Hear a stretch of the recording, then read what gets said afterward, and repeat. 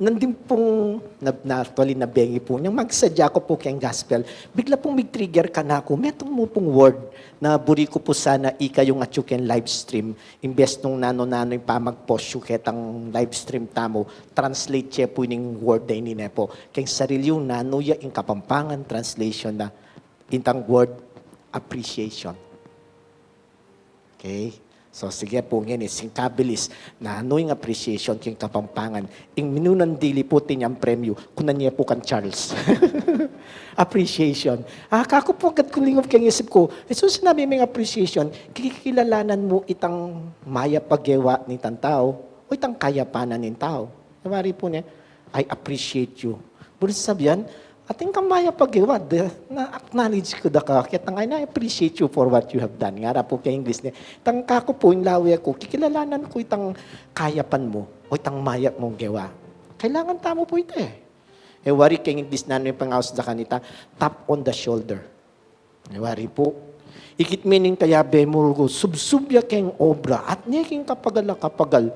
Unyang kaya wari po niya. Tapos simpleng sabihan da, singkap meng kape. Linarap me kayo. Wari po, linawin ako. Binulad.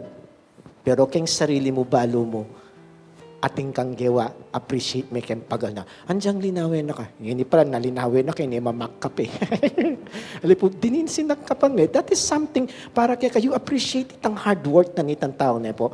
Alam mo ito, kaya nimisan po kasi we have to say it. Nang kaya tamo po sasabihan. Thank you ne. Galing na ning gawa mo. Wari po. Nengkay, kabaduyan tamo, pero nengkay kailangan tamo sabihan. Kaya luguran, uninumuta, potang kay rap ming metong nga tao, potang kay, ini po nengkay, tamo pa niya sasabihan. Pero I think we have to, sabihan dapat rin aliwa, na kailangan sabihan. Pero it's different thing when we say it. Wari po na. Friend, love you. Wari niya po. Nengkay sabihan na rin aliwa, kabaduy mo nang love you naman. Pero sometimes words like this, ito po bang bala mo lightens our situation, tang mapagal na ko, putang kay, akit mo, sabihan na kaya ka, o sige, anak, kayari mo ken, i-jollibee ka. Nabari na po, you are being appreciated for nanitang effort na gagawan mo. Nanitang gagawan mo ken kay kambye. At tali mo po itaneng kay, kailangan tatalagan sabihan. Kareng pong tao, although sa bendaring aliwa, my action is enough. Pero nang kaya po, action and words is much appreciated. Ari na po, ginawa ka, potang kay pinuri me, pasalamatan me. Galing mo naman. Wari po na, naman tang paragulan da ka buntok king kay kang gagawan. Ito po man pala mo para kang sarili mo. Diyangi ka naman, you want to be appreciated, ka rin gagawan mo. So, paano da kang appreciate po na ikaw mismo, mo manapapakit ka rin na-acknowledging ka rin lang gagawan. Siyempre, pakit mo ka rin na. Yan yung binalik da kay ka, ay, dakala, salamat. Nung yung mamibalik kay ka, at least kaya mo man sarili mo, sabi mo, ikit ko, yung kayang gagawan, ikit ko yung kayang pagal. Dekad ko tangyo po, o among bong, ng koneksyon na kayang gospel niyan. Sabi na ning gospel po kaya katamo, bayo yu pa sinabi, balo na naning Gino. Mari na po. Pero nang sinabi na ning Gino, bistat man balo na naning Gino, nung nanitang panamdaman nyo, tiruwa na nakatapa mo rin magsalita. Tiro niya po kaya katamo yung ekpami. Wari po. Pwede naman palang balo na naning Gino. Di sabihan ko na aking sarili ko, Gino, ako ning kailangan ko ne.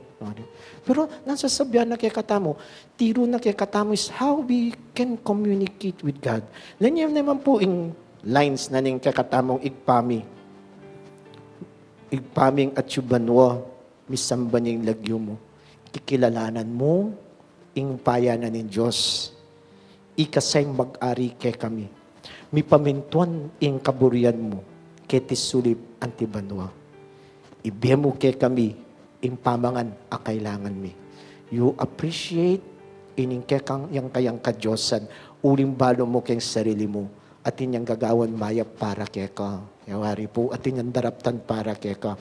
Pwede ta naman na kailangan pang sabihan, sabi ng Jesus, istunay na ko magsalita. At balo na naman ng Diyos na ang panamdaman nyo, tisipan nyo. Pero ali po, tiruana no pamurino bakanano da sabyan ingino tiruana nalarapin pakananon ding kilalanan ing taranan Diyos. Ewari po. O tingakit tamo po keng gospel tamo. Sabi rapin, ing ginuta mo at nekakayap kay katamo, napin po tang mayap yagewa, how can we appreciate the Lord? Paano tamo bakit itang kilalanan, itang kaya pa na kaya katamo? Hulingan na po kayap eh. Sipan mo, sabihan na, patawaran nyo lang, ding may kasala kaya kayo, nung pakananod akong patawaran. Iwari niya po. So, burin na sabihan, kayap natin naman, o teya mayap, every year. Di na nakatamong season, na bangkan tatok ng pa, migunam, the Lenten season, ibalangkas tayo sarili tamong pasibayo pabalik kin Diyos, di na nakatampa mi katagon migunam, sumising kasalanan. Yearly po, ngarapin sasabi. Napin bala mo, yearly buri ng paramdam kay katamo iting kayang lugod, iting kayang kayap. How do we appreciate that? How will we react? Sabi na po ni Tauling parte na ng Ebanghelyo. Uling nung patawaran nyo laring may kasala kaya kayo, patawaran na kayo naman ng igpayong at syubanwa. Nung eyo la patawaran, na kayo naman patawaran. So, buri na sabihan, kikilalanan ko yung kayapanan ng Ginoo, kailangan itang pamangilala ko kaya, ibalik ko. At ning panano kong ibalik ko kareng aliwa. Nga na po ng Ebanghelyo, itang makapamatawad ka. Itang numburi mong patawaran na ka, balik mo. Patawaran mo rin aliwa ang harapin po.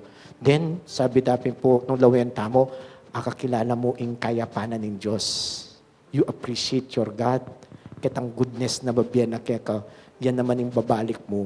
Kaya mo naman. At balo tamo po, sabi ng Ebanghelyo, no nanong gewa mo ken peka malating dili, gewa mo ken kekan Diyos. At akakit ko po, uning panabili na kaya katamo. Kailangan sabihan tamo. Andiyan pa sinabi mong, I will do it in action. Pero inyaman na po nitang harapin po. While I do it in action, sabihan ke mo naman kaya. Igpami at yuka banwa. Iwari po, at mo ito, igpami at yuka banwa, patawaran ko rin may kasala ka na ako. Uling ingino ko, patawaran ako.